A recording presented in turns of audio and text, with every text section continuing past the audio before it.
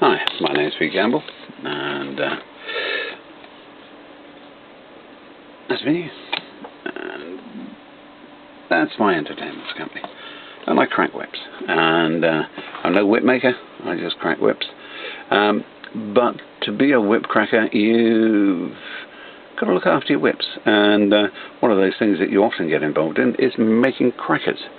And lately, I have been making crackers out of this wonderful stuff called Dyneema.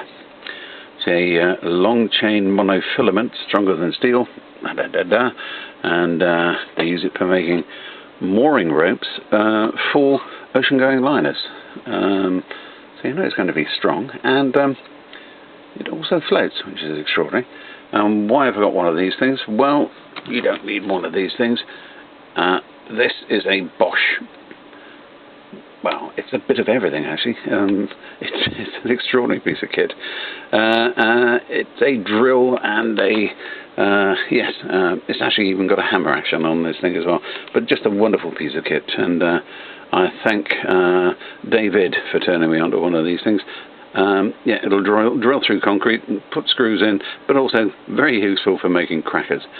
You don't have to use this. You can use a pencil. Look, I have one already.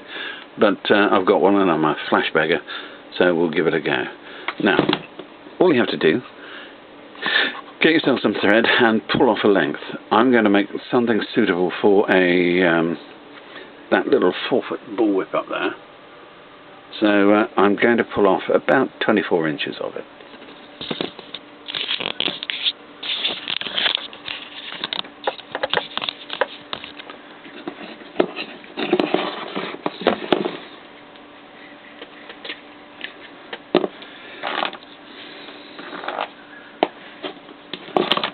Maybe 3 feet or so, double it up.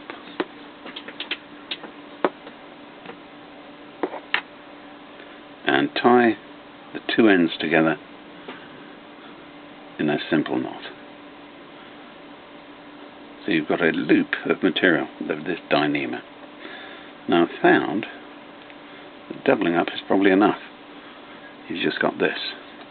This end I'm going to attach to a hook. I have a hook. Every workbench should have a hook. Certainly if you're going to do any maintenance on a whip. And here's the other end of it as well. There you go, back up here. Alright, get the idea. And then I'm going to take that drill and attach it to this end, and I'm going to twist it. We'll see what happens. Got a small metal hook on the end of it. You can use a cuff hook stuck in the end.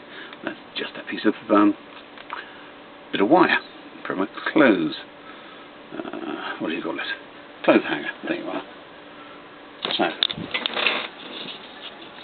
drill, hook, long piece of Dyneema. I suppose it was longer than the 2 feet, wasn't it? More nearer 3. Yes, okay. And on full chat and see what happens.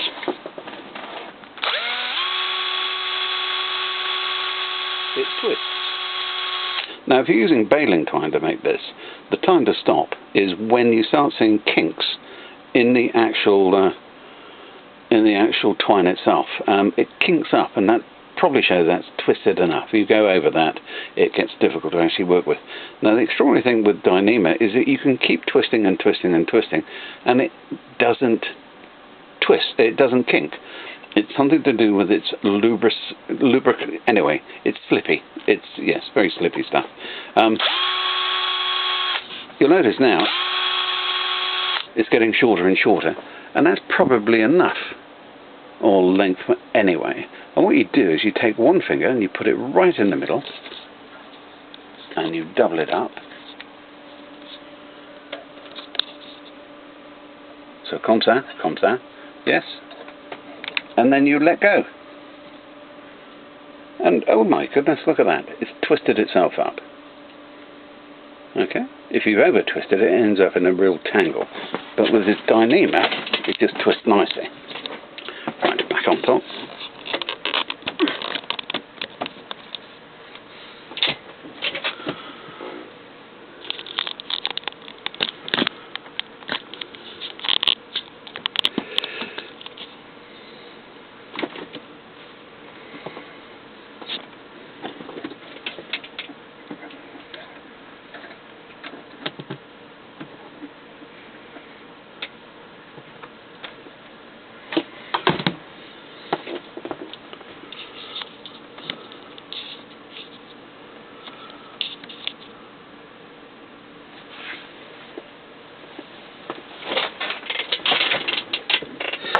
So here it is. You've let go of the actual fall itself, and it's crudely twisted.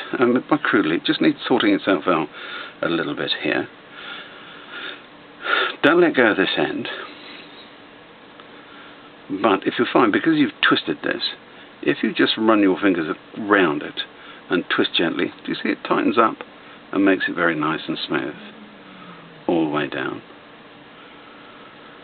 Now in this case I've actually made it too long, inevitably, and we don't need it that much longer, so I'm actually going to tie a knot in this end. For that length width, you don't need a cracker that length. The one I'm going to use anyway. Oh, look at that, talk about fumble fingers. There you go. A simple half hitch. And we're just going to tie it about there. There you are, that's tied off enough. And then give yourself, what's that? 3/4 of an inch off the end. That's nice and free, and that will fray up nicely, make a very nice cracker. And we're going to attach it to this, which at the moment has a baling twine cracker, which is a little bit too heavy for this size and length whip.